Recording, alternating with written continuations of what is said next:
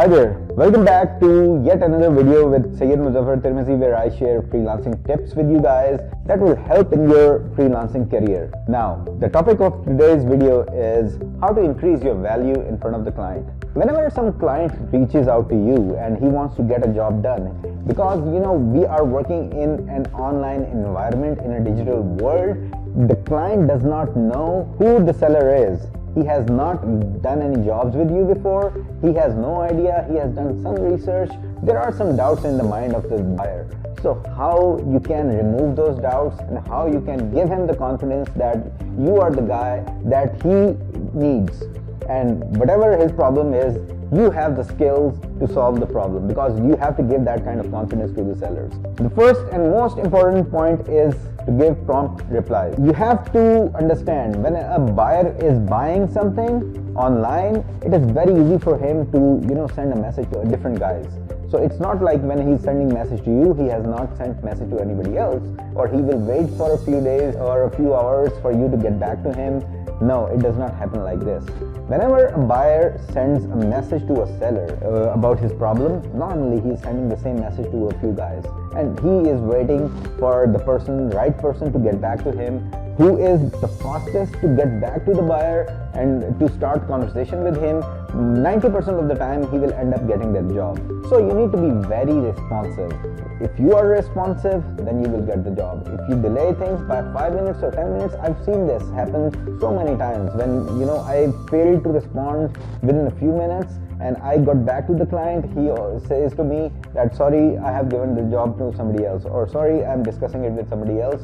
I will get back to you in future jobs. So this is something that is very, very important. If you want to get jobs, if you want to get projects, you need to be very responsive. Second point is, if your reply is generic, if your reply is like something that you send to everyone, it's not going to come out as professional and as good of reply that demands attention of the buyer.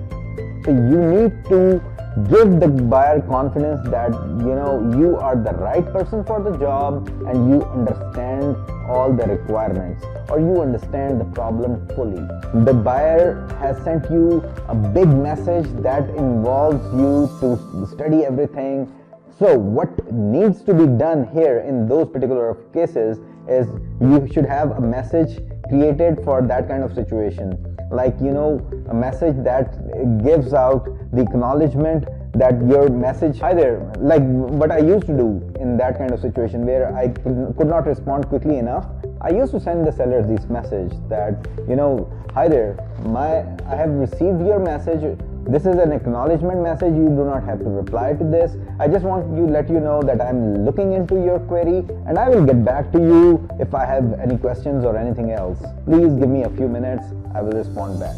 So once you send that kind of acknowledgement message to the buyer, even though if he has sent the same message to other sellers and they get back to him, he knows that this guy, he gave me the acknowledgement message. This message looks professional. This guy seems professional. So he will wait on you. He will not make the decision. Like the probability of him going on with somebody else will be reduced immensely. So always have an acknowledgement message in the situation where you cannot respond back quickly enough.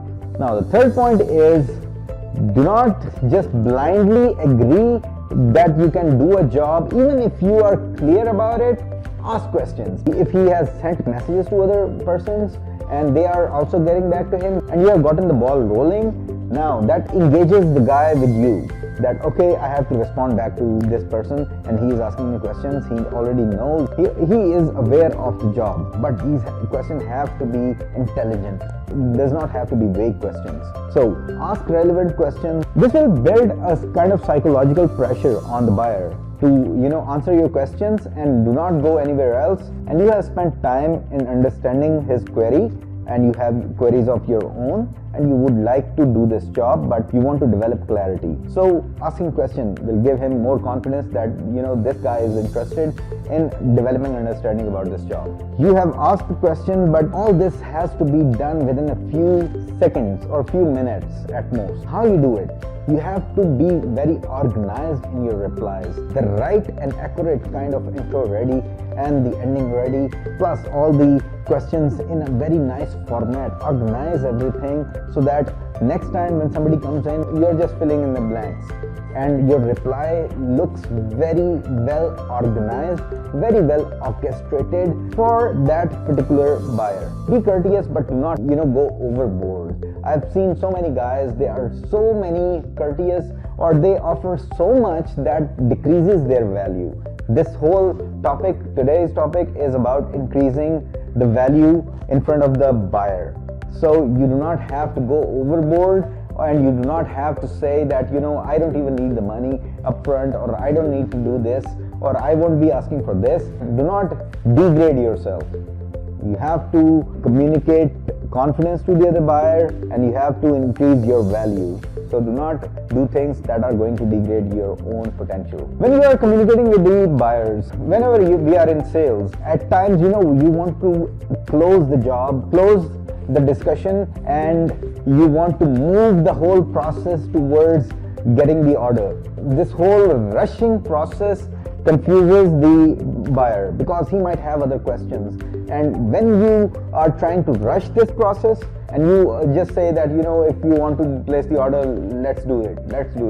Or if you're pushing this whole thing through your messages, through your communication, then that creates a block in front of the buyer, and most probably he will not order.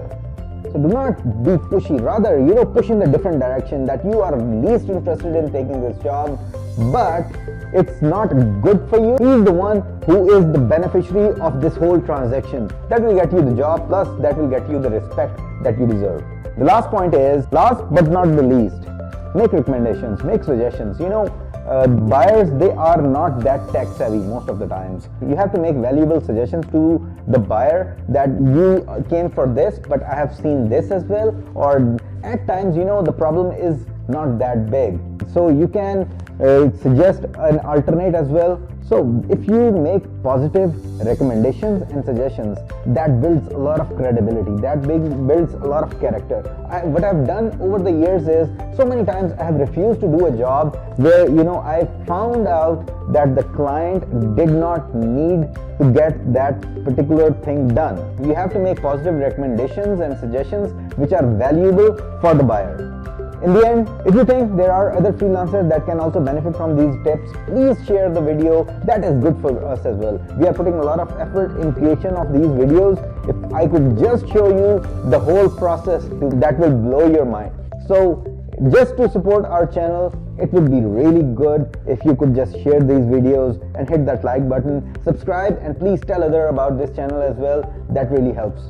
Take care of yourself, and I'll see you in the next video.